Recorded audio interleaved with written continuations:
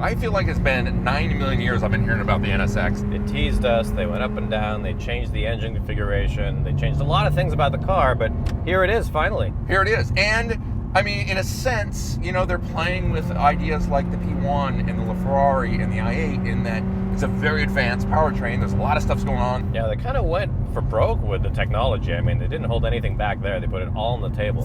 Unfortunately, that's translated into a good, 3,800 pounds? 3,800 pounds, yeah. Doesn't feel like 3,800 pounds, especially in a straight line. All right, this is our second day. We drove at Sonoma Raceway yesterday, so we got to really open it up, turn everything off, beat it up a little bit. I broke it a couple times, which happens. As you do. And then we spent a couple hours on the winding roads today, and in my opinion, as a track car, it's pretty good, but out here is when it really comes alive. It feels at home here. It feels weirdly hunkered down. It feels agile. It feels quick. I mean, it feels relatively agile.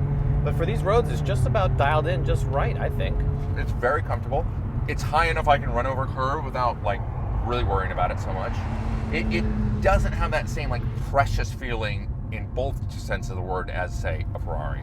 They keep saying it's the everyday supercar. Does that make any sense to you?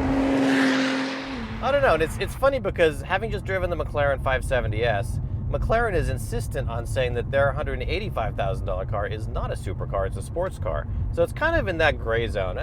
It's a really high-performance car, but it's not like a scissor door, crazy, super exotic carbon fiber supercar. And I don't think it's a supercar. And interestingly, the chief engineer, who we spent some time with, describes it as an exotic sports car, which is a throwback term that I actually really like. And it also captures a little bit of the restraint. I think there's a lot of restraint, there is restraint in this car.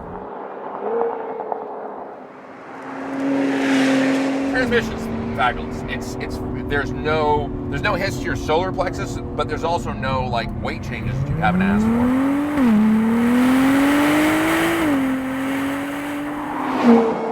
All about everything being modulated together, nothing particularly standing out. It's not like the engine is peaky or there's some quirk that stands out in the brakes or something. You know, everything is progressive and intuitive and kind of easy to digest. There's nothing here that if you said, what don't you like about the car? There's nothing I'd be like, boy, I hate this one thing about that car at all, as a matter of fact. Now, there's things that I would say, oh, I do wish I'd hear more of a wail from behind here. The engine is behind my head. Does that announce itself in a really visceral way? They call it this quiet emotion. I call that bullshit. Could it be sexier? Yeah, it could be sexier. Yeah, there's a question of charisma. I mean, you get into a 458 or a 488 and you get this instant impression of what the car is. You get this personality in your face. But that means you are the Ferrari guy. And then one of the beauties about this car is that you can go pretty stealth, which is pretty cool. I mean, you don't have to be, the guy that the chicks roll their eyes at, like, oh, he thinks he's cool. This is sort of cool by sort of non-announcing itself. Yeah, for a car that's this wide and this low, it's pretty damn discreet. So now we've turned the wheel over to Mr. Wasef, for better or worse. Yeah, we're getting thumbs up from this Acura driver. Hey, stop. What do you think? Badass You all right? car, dude. You see? Badass car. He's driving a Honda. All right. There you go. There's a Honda driver. Honda people know.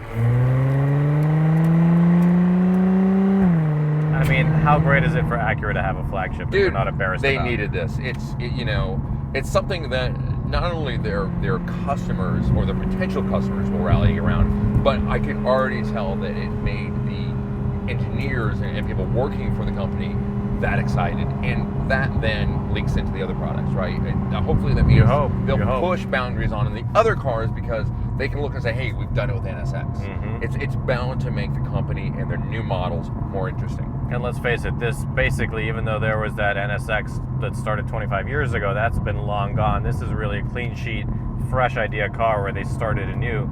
It'll only get better from here. It'll only get better. That's a great point. And I do think if this is your starting point, things are actually pretty good. You and I don't think are the target demographic for this car.